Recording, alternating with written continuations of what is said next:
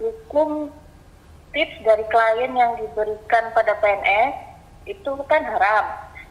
Bila dulu terlanjur terima, bagaimana yang harus dilakukan pada uang tips tersebut? Dikeluarkan atau bagaimana?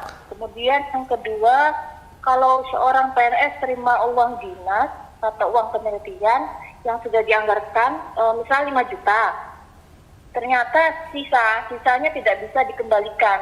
Padahal kantor juga minta nota-nota. Terus status uang sisanya itu bagaimana? Nggak bisa dikembalikan lagi karena sudah ada anggarannya 5 juta gitu.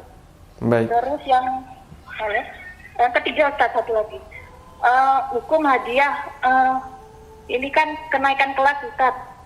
Hukum hadiah untuk guru kenaikan kelas itu bagaimana, Ustaz, ya? Baik. Yang hadiahnya itu urunan dengan seluruh wali murid satu kelas itu. Gitu. Baik. Pertanyaannya, untuk uang tips yang Anda terima, apakah Anda sudah memahami kalau itu dilarang? Baru tahu setelah terima, Ustaz. Baru tahu setelah terima?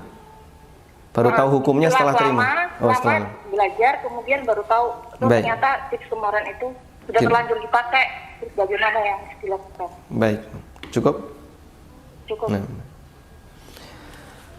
Baik, yang pertama mengenai tips dari klien, dan memang ini hukumnya dilarang ya. Bahkan Nabi SAW mengatakan ini sebagai harta gulul. Hadaya ummal gululun. Hadiah yang diberikan kepada karyawan, pegawai itu statusnya harta gulul. Dan Allah Subhanahu wa taala berfirman dalam Al-Qur'an, "Wa may yaghlul ya'ti bima ghalla yaumal qiyamah." Siapa yang gulul maka dia akan memikul harta gululnya kelak di hari kiamat. Sehingga yang mendapatkan hadiah berupa apa misalnya motor, maka dia pikul itu motor kelak di hari kiamat. Nabi SAW ketika menjelaskan ayat ini, beliau menyebutkan orang yang gulul onta maka dia nanti akan mikul onta di hari kiamat. Yang gulul sapi dia akan mikul sapi di hari kiamat sambil melenguh ya. Kalau onta, suara onta namanya apa? Mengonta ya, sambil mengonta. Kalau dia gulul sapi, dia akan pikul itu sapi sambil melenguh. Dia gulul kambing, akan dia pikul itu kambing sambil mengembek. Sehingga semua orang tahu, oh ini yang dulu gulul A, B, C. Yang dulu mungkin nggak kelihatan, nggak ada yang tahu, bahkan KPK nggak ngerti. Karena kalau mau melakukan gulul, menghindari CCTV. Ada salah satu kawan saya ketika dia mau ngasih sogok, pegawainya itu minta, Pak nanti posisinya di sini ya, Bapak nanti saya kode, tolong datang. Ya, sehingga CCTV-nya tetap ada sebagai alat pantau, tapi orang tahu di titik ini nggak kena CCTV. Masya Allah. Kalau hanya urusan undang-undang negara, orang begitu mudah menghindar, makanya mereka nggak takut, bisa diakali. Ya, bahkan kadang nanti kita selesaikan di rumah Pak ya. Urusan kantor dibawa ke rumah, diselesaikan di rumah. Ya. Sogoknya tawar-menawar. Subhanallah. Dan itu banyak terjadi di negara kita. Baik, saya tidak perlu cerita, nanti terlalu banyak cerita seperti ini. Tayyib. Terus bagaimana kalau misalnya dulu belum tahu? Karena harta ini diberikan secara saling ridho, dan nanti kita akan bahas di bagian akhir buku tentang harta haram ya. Bagian akhir buku kita, akhir buku yang kita bahas ada bagian yang mengupas tentang harta haram. Di pembagian harta haram halaman 200, insya Allah ada pembahasan khusus tentang itu. Kita berikan rincian bahwa harta haram ada dua, ada harta haram yang didapatkan dengan cara saling ridho, dan harta haram yang didapatkan dengan cara dolim. Harta haram yang didapatkan dengan cara saling ridho, contohnya uang tips. Ini saling ridho, yang memberi ridho, yang menerima juga senang ya. Dan harta haram yang didapatkan saling ridho ini dibagi menjadi dua. Jika didapatkan sebelum tahu hukum, maka statusnya halal. Dan jika didapatkan setelah tahu hukum, statusnya haram. Karena itu jika Anda menerima uang tips ini di masa silam sebelum tahu hukum, dan sudah dipakai, tidak ada kewajiban untuk mengembalikan. Yang kedua, PNS terima uang dinas lalu sisa. Sementara di negara kita menganut kaidah sisa nggak boleh dikembalikan karena sudah dianggarkan. Bagaimana ini hukumnya? Wallahu ta'ala alam. Kasus ini banyak terjadi di negara kita dan banyak orang yang nggak tahu, sehingga banyak di antara mereka yang membawanya pulang. Padahal itu duit negara, wajib dikembalikan ke negara. Jika tidak, secara undang-undang syariat, secara hukum syariat, termasuk korupsi. Meskipun di negara kita itu tidak dianggap, entah dianggap korupsi atau tidak, saya tidak tahu. Yang jelas nggak bisa dikembalikan. Tapi ini uang negara yang wajib dikembalikan. Sehingga misalnya yang sering terjadi kan perjalanan dinas dianggarkan sekian, sisa nggak bisa dikembalikan. Ini mungkin mendingan. Ada yang lebih parah lagi, sengaja dibengkakkan. Dan pimpinan kantor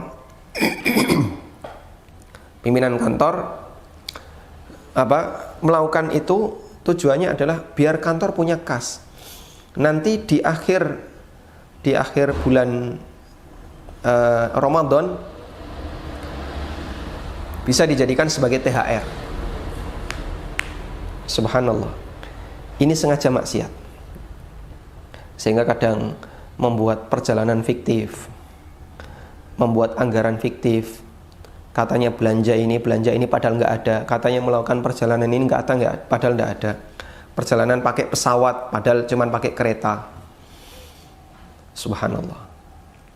Dan itu banyak terjadi di negara kita. Terus bagaimana kalau kita sebagai karyawan lalu dikasih, kita bukan atasan ya, bukan pimpinan kantor, tapi terus dikasih, Pak ini THR, ini ada sedikit tambahan 500.000, 400.000. Haram hukumnya diterima. Ini uang haram, ini korupsi. Ya terlepas apakah itu tertangkap atau tidak, karena undang-undang di negara kita mudah untuk bocor.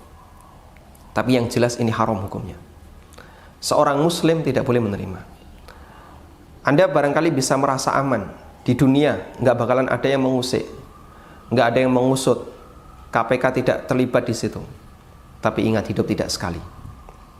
Ada kehidupan yang kedua, yang isinya hisab, tidak ada amal. Sehingga harta hasil korupsi seperti ini, kalaupun tidak bisa dikembalikan di dunia, Allah Subhanahu wa Ta'ala tidak akan melupakannya. Nah, yang jadi masalah, bagaimana caranya ketika tidak bisa dikembalikan? Tayyib. Saya kembalikan kepada UUD 45. Di salah satu pasal di UUD 45 ada yang mengatakan orang miskin dan anak terlantar dipelihara oleh negara. Betul kayak gitu ya? Itu pasal berapa? Pasal 33. Ya, dulu waktu SD hafal ya. Karena sudah lama nggak ujian jadi lupa. Orang miskin dan anak-anak terlantar dipelihara oleh negara. Kurang lebih seperti itu. Padahal kita tahu, apakah semua orang miskin di Indonesia di-cover oleh negara? Tidak. Apakah semua anak terlantar di Indonesia di-cover oleh negara? Jawabannya juga tidak. Masih banyak orang miskin yang nggak pernah dapat santunan dari negara. Berarti mereka punya hak untuk mendapatkan sebagian dari harta negara. Tapi mereka nggak mendapatkan hak itu.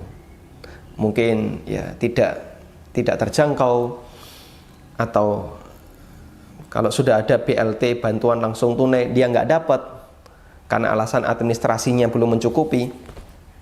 Berarti orang ini berhak, intinya dia berhak mendapatkan harta negara. Baik, sekarang Anda, wahai para PNS yang membawa harta negara dan tidak bisa dikembalikan ke atas, berarti harta itu tetap harus Anda berikan ke negara. Caranya gimana? Karena tidak bisa dikembalikan ke atas. Kalau dulu dikembalikan ke Baitul Mal, dikasihkan ke Baitul Mal, ya, kemudian nanti Baitul Mal menampung. Ini kan tidak bisa. Dengan cara apa kita kembalikan? Tidak bisa. Undang-undangnya, wallahu alam apakah ada atau tidak.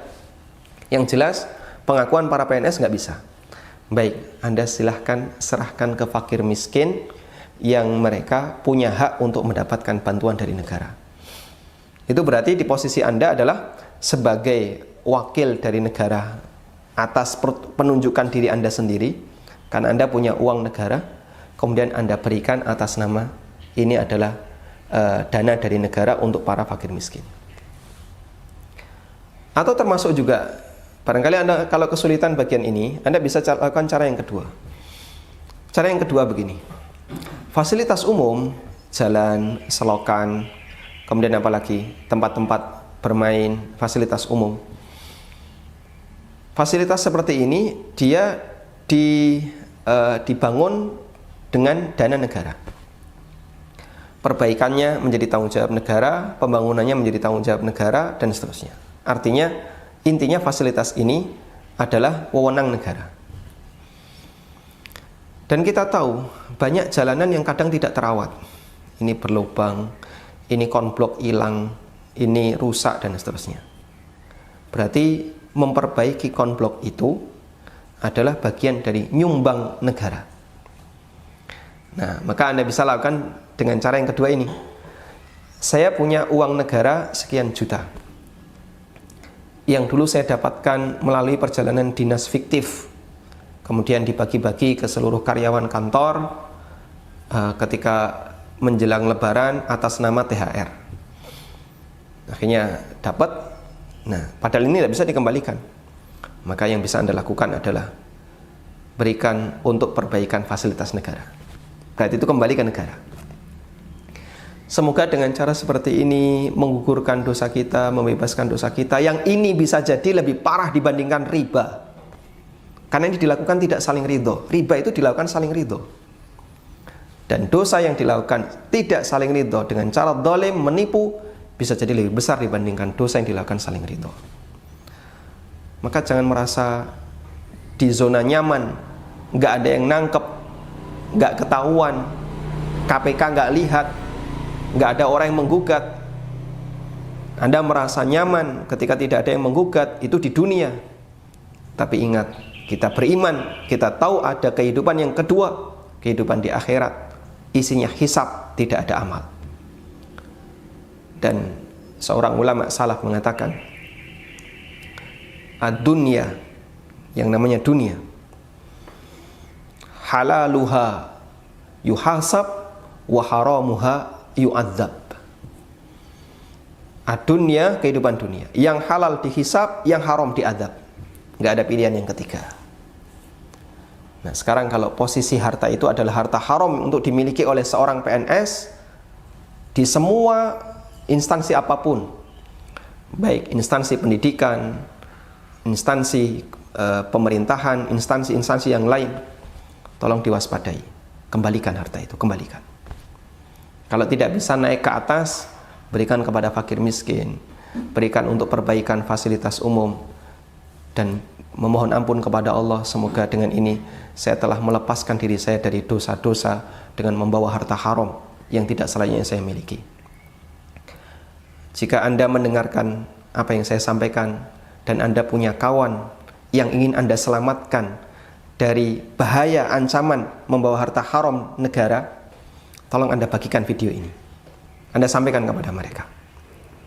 Sampaikan kepada mereka, semoga kita bisa bersama-sama untuk membebaskan diri dari harta haram. Saya mengajak kepada para PNS, hati-hati dengan uang negara. Hati-hati dengan harta haram negara.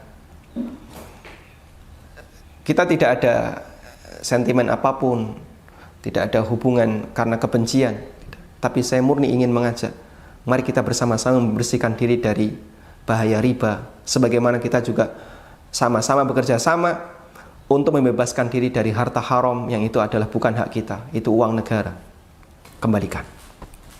Wallahu ta'ala alam. Yang terakhir, hadiah untuk guru ketika proses kenaikan, hukumnya dilarang dengan sepakat ulama. Banyak sekali penjelasan ulama yang menyebutkan hal ini. bahwa guru tidak boleh mendapatkan hadiah dari muridnya kecuali jika guru itu sudah resign, sehingga tidak ada ikatan ikatan kedinasan. Dia bukan lagi gurunya, dalam arti bukan lagi guru di sekolahnya, meskipun tidak ada istilah mantan guru, tidak ada istilah mantan murid, sehingga murid ini bukan kliennya ketika guru ini sudah resign. Sebagaimana ketika murid ini sudah keluar dari sekolah tadi, lalu dia ngasih hadiah kepada gurunya yang dulu telah mengajarkan kepadanya, insya Allah diperbolehkan, karena murid ini bukan lagi klien sang guru. Wallahu ta'ala alam.